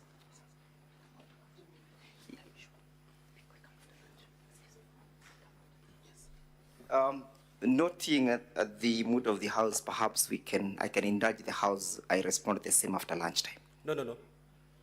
After lunch, we are going straight to your main witness. Very well, Mr. Speaker, sir. So what we can do, Council Ndegwa, allow me to invoke Standing Order 34.2A for the convenience of the House to add 5 minutes. So the House will rise at 1:05 instead of 1. I am well guided by your wisdom. Yeah, Mr. Speaker, sir, there were 2 questions for the National Assembly side to respond. Okay, 2 questions. Then let's do this. Let's do this. Instead of the House rising at 1:05, we will rise at 1:15. So, Council Negwa, you'll take your 5 minutes, and then the rest shall be given to the Council for the National Assembly. I am well guided, Mr. Speaker, sir, the witness is asking if he can leave the Absolutely, platform. he's discharged. Thank you very kindly, Mr. Speaker, sir. I was asked to clarify by Senator Joyce Carrill why I am dealing with the report from the Senate and what am I driving at. The report to the Senate is intended to indicate that none of the participants in that tendering process ever benefited from that particular process. All the 17 companies, none of them benefited, and that as a result or as a consequence of the failure to proceed to the next levels, the country did not lose even a single cent. A question was put to me why I am looking at the submissions by various parties and not going to the observations and the recommendations by the Senate.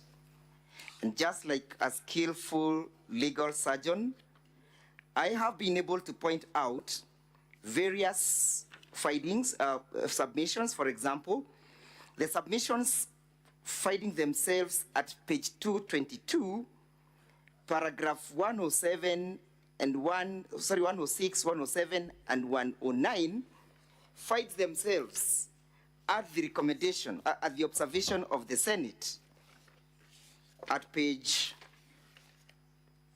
271. So there is serious correlation between my findings as submitted by various parties who appeared before the Senate and the observations made by the Senate. So I dealt largely on what the Senate found as opposed to what the Senate had during the proceedings. Number two, Mr. Speaker, sir, clarification was sought as to why the bid failed. And although that will be dealt with at length, permit me to draw the attention of the Assembly to page 108 of the volume 3 of the Deputy President's Body of Documents. You'll find a letter from KEMSA dated the 5th May 2023, being a notification to Shobika Impex Private Limited. And it reads, the reference is made to the above tender and advised that the tender was unsuccessful due to the following reasons. 1, tender security was not paginated. Number 2, please plan to collect your bid security from the procurement office immediately. It may be of interest to note the date when this letter is being generated is the 5th of May. It also be of interest to note when the alleged bullying and intimidation occurred. This letter precedes the alleged bullying, alleged intimidation.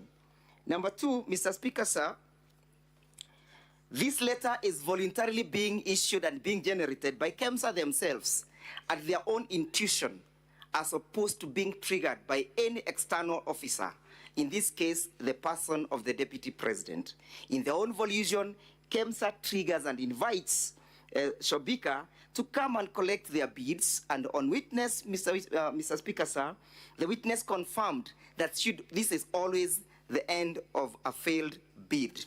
Finally, Mr. Speaker, sir, permit me to draw the attention of the Assembly to the matter in issue. That is at page 36 of the volume 1 of the impeachment motion. The matter in issue that is subject for interrogation, Mr. Speaker, 45 seconds. As I pen off, is not whether the tenders were responsive, whether the country lost any money, whether investigations were done, whether there was conflict of interest. whether there were gifts that accrued therefrom. The question in issue is, did the person of the deputy president bully the officer? Was there evidence? So let us not lose ground or focus on the ground on the matter in issue, so that we focus and we put the train on rail. Thank you, Mr. Speaker, sir. Counsel for the National Assembly, take us to the rise of the House. Mr. Speaker, sir, how many minutes? 10?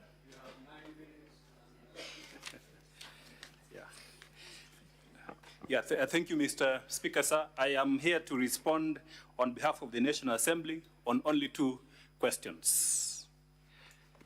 Mr. Speaker, sir, listening to the Deputy President's side, I believe they have misunderstood the nature and context of ground number 11.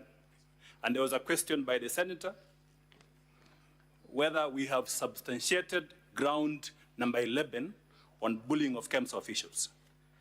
Secondly, there was a question also on whether there was loss of public funds in this tendering process. Mr. Speaker, sir, allow me to answer the first question by mentioning that the Deputy President of the Republic of Kenya is a high-ranking state official. The Republic of Kenya, the polity of the Republic of Kenya is based on certain fundamental national values and principles of governance. In addition, there are provisions on leadership and integrity. If you look at the provisions of Article 75, starting with 73, then you conclude with 75. There is an express prohibition on conflict of interest when it comes to all state offices. Now, to contextualize that question, you have to look at the purpose of impeachment. The Deputy President, being a high-ranking state officer,